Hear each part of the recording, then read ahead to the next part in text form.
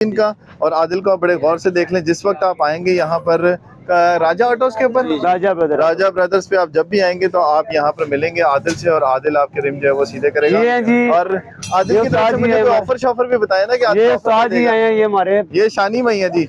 शानी भाई का जो है ना, मैं आपको क्या बताऊं, ये हर तरह के बाइक्स जो है वो उनको खोलने के बाद उसको बांधने में थोड़ा सा टाइम लगाते हैं, क्योंकि इनका ये कहना है जी कि जब तक बाइक को अच्छे तरीके से चेक ना किया जाए उसको हम बांध नहीं सकते।